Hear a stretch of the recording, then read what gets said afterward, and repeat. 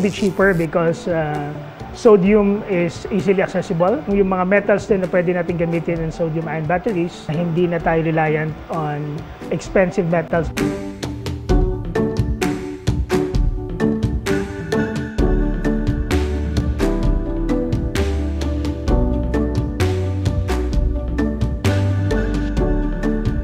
Mga naka 70 to 100 ako bago makakuha ng magandang result or ng magandang capacity. Marami po talagang unsuccessful attempts bago talagang nakuha yung magandang arrangement, magandang formulation po sa battery.